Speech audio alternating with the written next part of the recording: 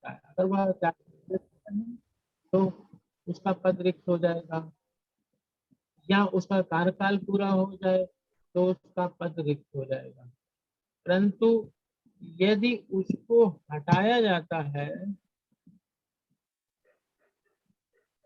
किसी भी समय, तो अगर उसको जो है पंच खंडगाह के प्रयोजन के लिए कोई संकल्प तब तक प्रस्तावित नहीं किया जाएगा जब तक, यदि उसे हटाया जाता है तो 14 दिन का नोटिस कम से कम दे करके ही उस पर विचार किया जाएगा। इस तरीके से उप सभापति की नियुक्ति का भी तरीका बता दिया गया।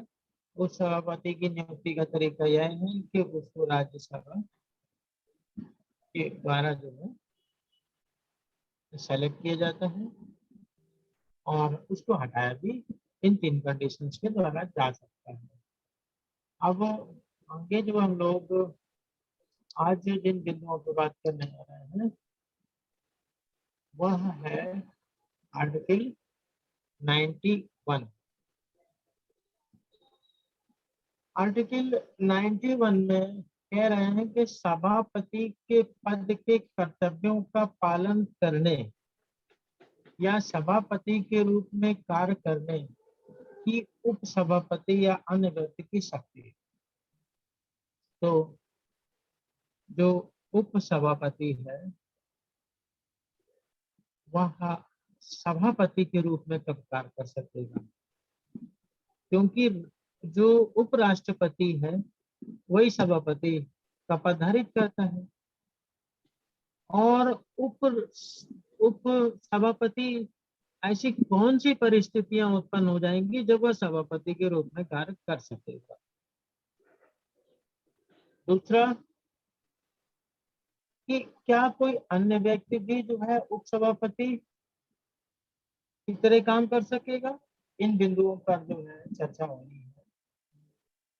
तो इस पर यह है कि जब सभापति का पद रिक्त है, कहने का मतलब है कि उप सभापति मौजूद है, वह अपने पद पे कार्य कर रहे हैं, परंतु सभापति का पद रिक्त है, यानी कि जो उपराष्ट्रपति है उन्होंने सभापति का पद धारित नहीं किया है किन्हीं कारणों से। तभी तो रिक्त होगा जब सभापति का पद रिक्त है, या ऐसी अवधि में जब उपराष्ट्रपति राष्ट्रपति के रूप में कार्य कर रहे हो, यानी कि उपराष्ट्रपति जो कि सभापति के पद पर कार्य करते रहे हैं, पदेन अध्यक्ष हैं, वह सभापति के पद पर कार्य ना करते हुए क्योंकि राष्ट्रपति के पद पे कार्य कर रहे हैं। उपराष्ट्रपति राष्ट्रपति के पद को तब संभालते हैं जब राष्ट्रपति का पद खाली हो, या कोई ऐसी परिस्थितियां बन जाए जिसकी वजह से राष्ट्रपति के पद को खाली प्रज्यूम किया जाए, तब उस स्थिति में उपराष्ट्रपति और राष्ट्रपति के रूप में कार्य कर रहे हो तब उपराष्ट्रपति का पद खाली हो जाएगा। और जब उपराष्ट्रपति जो सभापति के रूप में पद धारित करते हैं वह पद खाली हो जाएगा, और उस सभापति वाले पद पर उपराष्ट्रपति के पद पर, यानी सभापति वाले पद पे उप सभापति आके विराजमान हो जाएंगे, प्रमोशन हो जाएगा एक एक करके एक तरीके से, कि जो है जो राष्ट्रपति है वो किन्हीं कारणों से उनका पद खाली है। जब उनका पद खाली है तो ये सभापति यानी उपराष्ट्रपति राष्ट्रपति के पद को जब धारण पर काम करने लगेंगे तो ये उप सभापति सभापति के पद पे कार्य करने लगेंगे। ये तो जब ये जो है सभापति के पद पर कर्तव्यों का पालन करने या सभापति के रूप में कार्य करने की जो उप सभापति की शक्ति है उसके विषय में बताएंगे। इस प्रकार से उप सभापति सभापति के पद पर कार्य कर सकेंगे और उसके कृत्यों का निर्वहन कर रहे हैं। तब उप सभापति यदि उप सभापति के पद भी रिक्त है तो राज्यसभा। अब मान लीजिए भाई देव, मान लीजिए उपसभापति का पद भी रिक्त है, खाली है, वहां पे भी कोई अपॉइंट नहीं हुआ, और राष्ट्रपति वो सभापति पर भी कोई अपॉइंट नहीं हुआ है, ये दोनों ही पोस्ट खाली है। तो क्या होगा? और जो उपराष्ट्रपति हैं वो राष्ट्रपति के कार्य को देखने लगे, तो इधर की दो सीटों का क्या होगा? सभापति और उपसभापति। तो उपसभापति का पद रिक्त हो जाता है। तो राज्यसभा ऐसा सदस्य जिसको राष्ट्रपति इस प्रयोजन के लिए नियुक्त करे, उस पद पर धारित करेगा, क्योंकि राष्ट्रपति जो है जिसको उस पोस्ट पर नियुक्त कर देंगे, वह व्यक्ति उसको धारित कर लेगा, यानी इस पोस्ट पर आ जाएगा और फिर उस पद पर वह जो कर्तव्य है उसके उसका पालन करेगा। इस प्रकार से हम कहते हैं कि जब सभापति का पद रिक्त है या ऐसी अवधि में जब उपराष्ट्रपति राष्ट्रपति के रूप में कार्य कर रहे हैं या उसके कृत्यों का निर्वहन कर रहे हैं, तब उपसभापति या यदि उपसभापति का पद भी रिक्त है तो राज्यसभा का कोई ऐसा सदस्य जिसको राष्ट्रपति इस प्रयोजन के लिए नियुक्त करे, उस पद पर कर्तव्यों का पालन करेगा। क्लियर है? बिल्कुल। इस चीज को हम एक बार फिर से रिपीट कर देते हैं कि सभापति के पद पर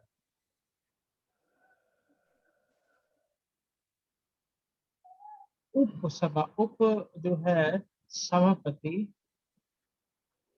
कार्य करेंगे, और तब कार्य करेंगे जब सभापति का पद खाली होगा। जब सभापति का पद खाली होगा तब उपसभापति उस पद पर काम करेंगे। और सभापति का पद कब खाली होगा?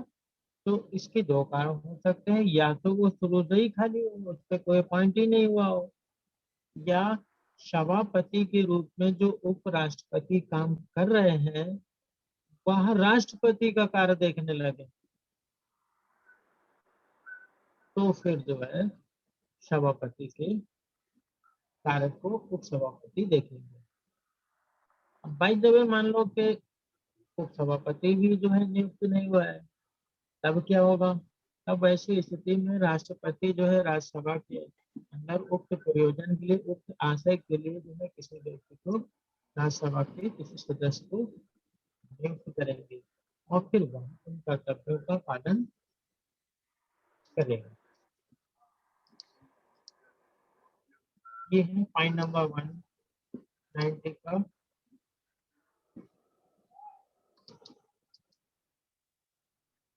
अब जो नियुक्त होता है तो सभापति के पद के कर्तव्यों का पालन करने या सभापति के रूप में कार्य करने की उपसभापति या अन्य व्यक्ति सकते हैं। तो यहाँ पर जो है पद पर कार्य करने के लिए उपसभापति को पावर दिए गए। आर्टिकल 91 क्लॉज 2 के अंदर जो है शक्ति दी गई है। क्या शक्ति दी गई है? कि राज्यसभा की किसी बैठक में सभापति की अनुपस्थिति में उपसभापति या यदि वह भी अनुपस्थित है तो ऐसा व्यक्ति जो राज्यसभा की प्रक्रिया के नियमों द्वारा अवधारित किया जाए, या यदि ऐसा कोई व्यक्ति उपस्थित नहीं है तो ऐसा अन्य व्यक्ति जो राज्यसभा द्वारा अवधारित किया जाए सभापति के रूप में कार्य करेगा। मतलब इसके अंदर जो मुख्य बात ये है, पावर क्या होगी सभापति के रूप में जब उपसभापति कार्य करेंगे, तो वह किस किस स्थितियों में रहेंगे, क्या शक्ति होगी। तो जिस तरह से 91 को क्रिएट किया गया, पद बनाया गया और उसके उसका प्रमोशन किस तरह से हो रहा था। उसी तरीके से यहाँ पे शक्तियां प्रदान की गई है कि वह जो उप सभापति होगा वो राज्यसभा की किसी भी बैठक में तब जो है कार्य करेगा जब सभापति अनुपस्थित हो। जब सभापति अनुपस्थित हो और अगर जो है कि उप सभापति सभापति के पद पर तब कार्य करेगा, कर्तव्य पूरा करेगा जब सभापति नहीं होंगे। जैसे कि एग्जाम्पल के रूप में मैं समझाऊं कि मान लो एक जो है बस का ड्राइवर है और एक कंडक्टर है। तो अब इमरजेंसी फंस जाए, जाम लगने वाला है और ड्राइवर साहब मान लो कि जो है किसी ढाबे में बैठ के खाना खा रहे हैं, इधर जाम लगा हुआ है। तो जब ड्राइवर अनुपस्थित है तो कंडक्टर गाड़ी को चला करके बाहर निकाल देगा वहां से। जब ड्राइवर अनुपस्थित है तब कंडक्टर गाड़ी चला सकता है, उसके पास भी लाइसेंस है। परंतु अगर ड्राइवर है तो फिर कंडक्टर गाड़ी नहीं चलाएगा। उसी तरीके से सभापति जब उपस्थित है तो उप सभापति उसके पद पर कार्य नहीं करेंगे, उसके कर्तव्यों का निर्वहन नहीं करेंगे। परंतु जब सभापति मीटिंग में सभापति के कार्य को देखने के लिए उपस्थित ही नहीं है ही नहीं, क्योंकि मीटिंग नहीं होगी। अध्यक्षता कौन करेगा? अध्यक्षता कोई तो करेगा। तो फिर उपसभापति को यह शक्ति प्रदान कर दी गई है कि आप जो है उस मीटिंग में उपस्थित होइए और जो सभापति के कर्तव्यों का पालन कीजिए। जैसे कि मान लीजिए कभी कभी क्या होता है कि मान लीजिए कि हमारे राष्ट्रीय बौद्ध महासभा के जो संस्थापक हैं माननीय धर्म प्रकाश भारती जी, तो वो कार्यक्रम की अध्यक्षता करते हैं। मान लो किन्हीं कारणों से वो उपस्थित नहीं है तो फिर उनकी जगह पे किसी दूसरे व्यक्ति को अध्यक्षता करने की जिम्मेदारी दे दी जाती है। जैसे कि आज की इस मीटिंग की अध्यक्षता माननीय इंजीनियर रमेश चंद्र बनगोत्रा जी कर रहे हैं। परंतु मान लो कि जो है माननीय धर्म प्रकाश भारती जी भी उपस्थित नहीं होते, उन्हीं की जगह पे मान लो कि बनगोत्रा जी कर रहे हैं और किन्हीं कारण से मान लो बनगोत्रा जी भी नहीं होते तो कोई तो सदस्य बादल सिंह बौद्ध जी जो है नियुक्त कर देते कि भाई आप चूंकि इस मीटिंग की अध्यक्षता करें। बिल्कुल यही प्रोसेस है अनुच्छेद 91 के अंदर कि जब सभापति का पद खाली है तो उपसभापति उनके कार्यों को देखेंगे और अगर उप सभापति भी नहीं है तो फिर कोई दूसरे सदस्य को इस आशय को पूर्ण करने के लिए नियुक्त कर दिया जाएगा राज्यसभा से और फिर कोई नया सदस्य उसको कार्य करेगा। यही है आर्टिकल 91 का जो पोर्शन हो गया। अगर ना समझ में आए तो पूछ सकते हैं, कोई बात क्लियर नहीं होती है तो पूछ सकते हैं, मैं फिर से समझाऊंगा। अनुच्छेद 92 आर्टिकल 92 तो इसमें जब सभापति या उप सभापति को पद से हटाने का कोई संकल्प विचाराधीन है तब उसका पीठासीन ना होना। कहने का मतलब ये है कि जिस व्यक्ति को हटाया जाना है क्या उसी की अध्यक्षता में मीटिंग हो सकती है?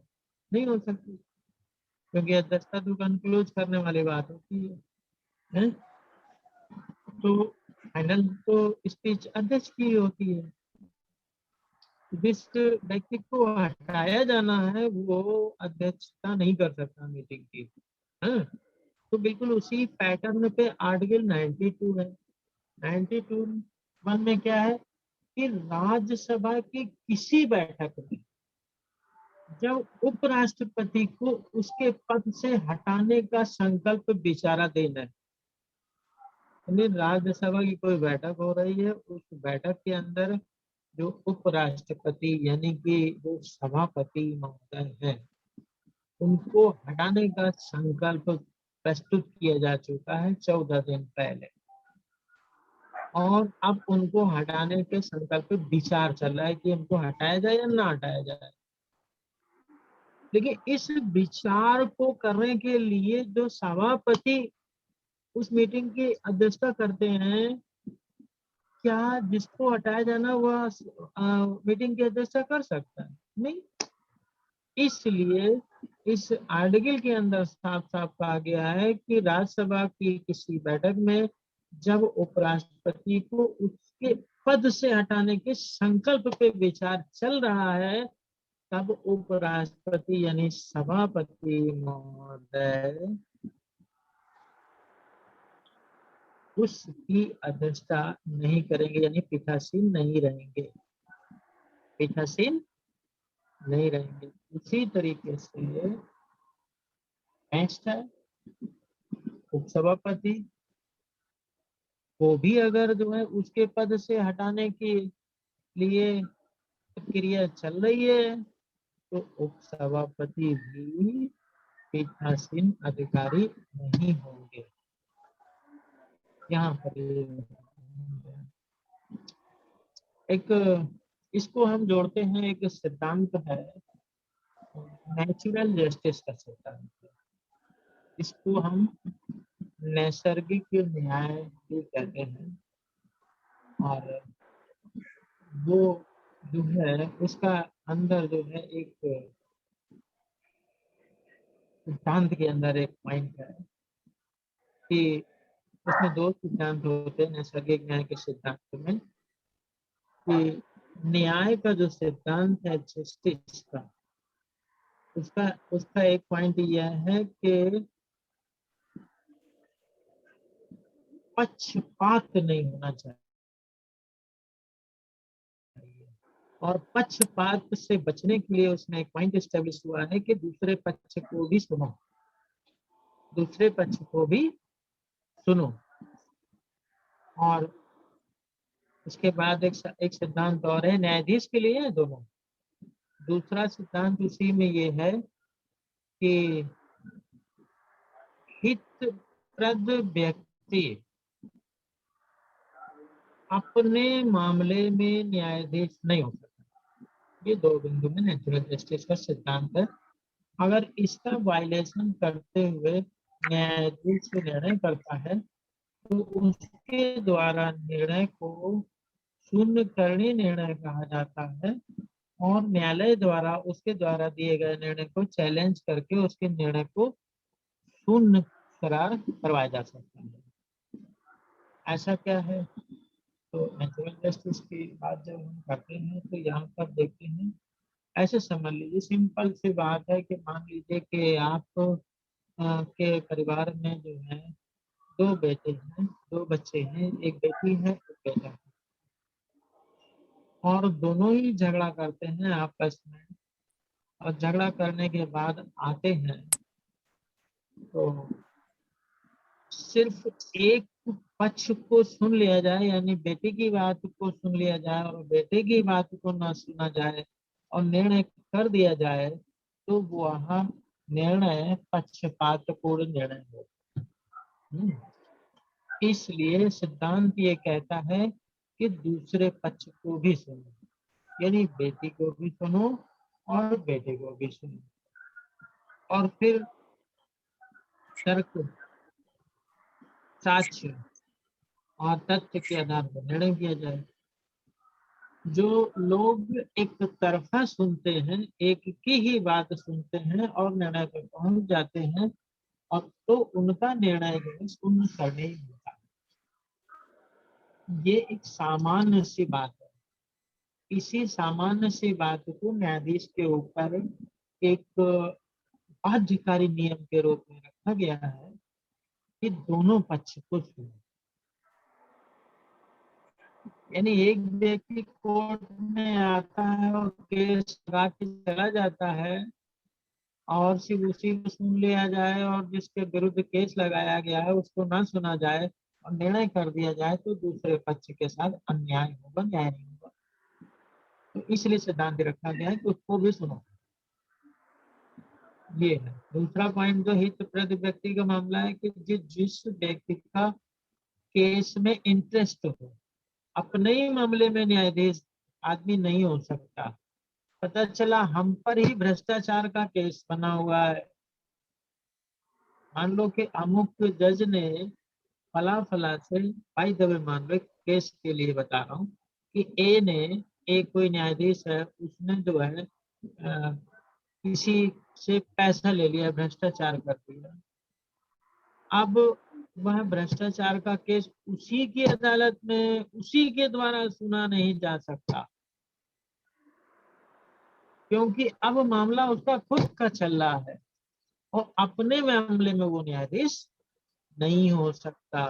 अगर वह इस तथ्य को छुपा के या किसी तरीके से कर देता है निर्णय, अपने चाहे जो भी निर्णय करे, चाहे वह जो है बिल्कुल सही निर्णय करे, परंतु यहाँ पर उसको निर्णय करने का अधिकार ही नहीं, क्योंकि अपने मामले में आप कैसे निर्णय कर सकते हैं। ये दोनों जस्टिस के सिद्धांत यहाँ पर मैंने बताया। तो उसी प्रकार से राज्यसभा की बैठक जिसमें उसी को जो है हटाया जाने का संकल्प विचाराधीन है, उसी के सभापति वो उसी की अध्यक्षता में कैसे हो सकता है। इसलिए यहाँ पर मना कर दिया गया है कि यदि सभापति या उप सभापति को उसके पद से हटाने का संकल्प राज्यसभा में प्रस्तुत किया गया है और उसमें विचार चल रहा है, तो ये दोनों ही व्यक्ति जो है पीठासीन अधिकारी नहीं होंगे।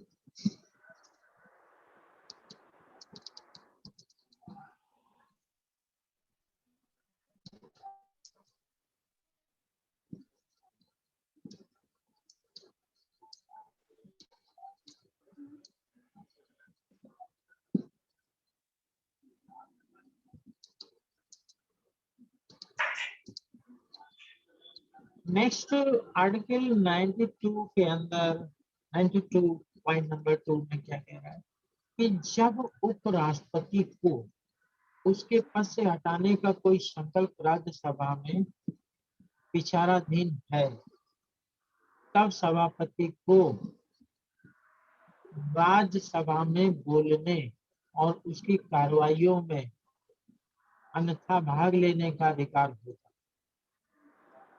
यहाँ पे राइट टू स्पीक की बात कही गई है। ये भी जो है राइट टू स्पीक का अधिकार है। जहां दूसरे पक्ष को सुना जाना उचित है, वहीं पर यहाँ पर दूसरे व्यक्ति को ये जो जिसके विरुद्ध संकल्प राज्यसभा में विचारणी है और जिसको उसके पद से हटाया जाना है, तो उसको भी तो सुना जाना चाहिए, दूसरे पक्ष को भी सुनो। तो फिर इसलिए जो है यहाँ पर ये आर्टिकल रखा गया है और इसमें साफ बताया गया है कि सभापति को राज्यसभा में बोलने का अधिकार है और उसकी कार्रवाइयों में भाग लेने का अधिकार होगा। बोलने और कार्रवाइयों में भाग लेने का अधिकार होगा, बस वो पीठासीन अधिकारी नहीं होगा। किंतु वह अनुच्छेद 100 में किसी बात के होते हुए भी ऐसे संकल्प पर या ऐसी कार्रवाइयों के दौरान अन्य विषय पर मत देने का बिल्कुल हक नहीं है, क्योंकि उसी को हटाया जाना है तो वो अपना निर्णय मत देने का अधिकार उसमें नहीं रखता। राइट टू वोट नहीं होगा, राइट टू स्पीक होगा और right to participate in that activity. जो भी एक्टिविटीज वहां पे हो रही, प्रक्रिया चल रही, उसमें वो पार्टिसिपेट कर सकता है, भाग ले सकता है और अपना स्टेटमेंट दे सकता है, जो उसको हटाया जाना है, तो जो आरोप लगा है उस आरोप पर क्लेरिफिकेशन कर सकते हैं, जो बोलना चाहे बोल सकते हैं, बट बोलते नहीं हो सकते। यहाँ पर आर्टिकल जो है 92 कंप्लीट होता है। आज आर्टिकल 91 और 92 दो नए आर्टिकल पर विचार होगा, जिसके अंदर सभापति और उपसभापति की नियुक्ति और उनका रिमूवल, अपॉइंटमेंट और जो है उनके रिमूवल पर चर्चा हुई। यहीं से हमारा अच्छा समाप्त होता है। एक पॉइंट मैं और आप लोग को बताना चाहता हूँ, वो ये है कि एक स्लाइड जो है मैंने लगाई है, वो स्लाइड में आप देख रहे हैं कि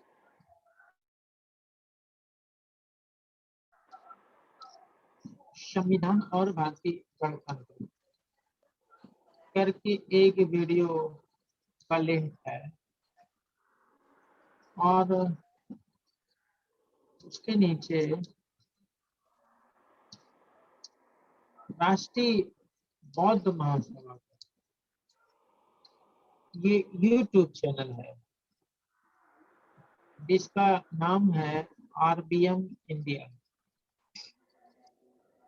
आरबीएम इंडिया में संविधान से जुड़े हुए वीडियोज हैं, और इसके अतिरिक्त अन्य महान विद्वान जो वक्तागण हैं, जो राष्ट्र की सेवा पर समर्पित है, अहिंसा, प्रेम, बंधुता, राष्ट्रीय बौद्ध धर्म के लिए काम कर रहे हैं, उन सभी महान नेतागण, समाज सुधारकों की वीडियो इसमें खड़े हुए हैं। इंडिया जो चैनल है, तो आप लोग लाइक करिए, जिसके वीडियो हैं उनको भेजिए, मित्रों में भेजिए, हर व्यक्ति कम से कम 10-10 लोगों को भेजे, ताकि जो है आप जो भी इस देश के अंदर समता, स्वतंत्रता, बंधुता, राष्ट्र की एकता, अखंडता के लिए काम कर रहे हैं, उसका प्रचार प्रसार हो सके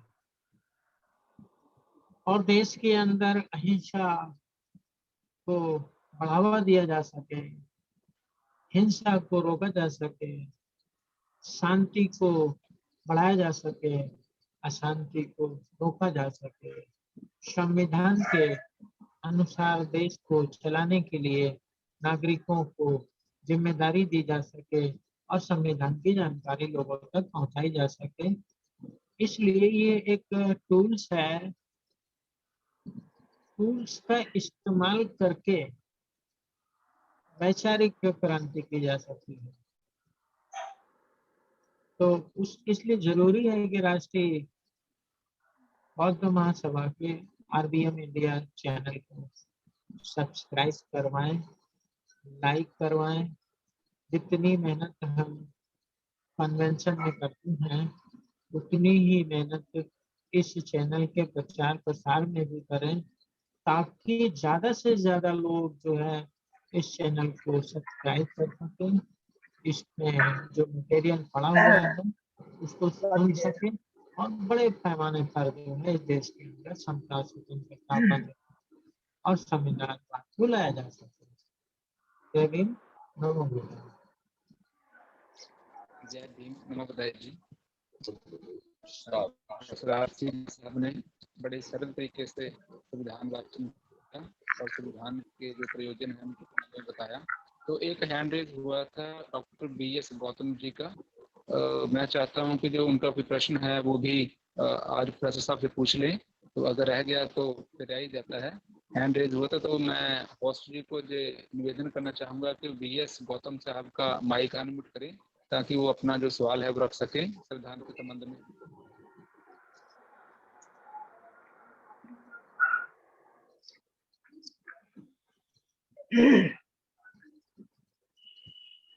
मैं एक बार दोबारा निवेदन करना चाहूँगा कि BS गौतम साहब जुड़े हुए हैं, उन्होंने हाँ हैंड रेज किया था कोई अपना प्रश्न पूछने के लिए। तो कृपया BS गौतम साहब आप अपना प्रश्न रखें, धीमान साहब उसको उत्तर देंगे।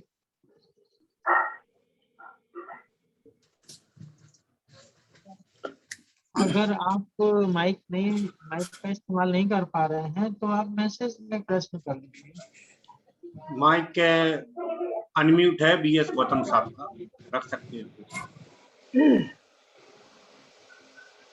मैसेज में आप अपना प्रश्न पूछ सकते हैं, मैं इसमें पढ़ लूंगा जवाब। मैसेज में लिख सकते हैं और माइक का इस्तेमाल करें तो साउंड प्रॉब्लम।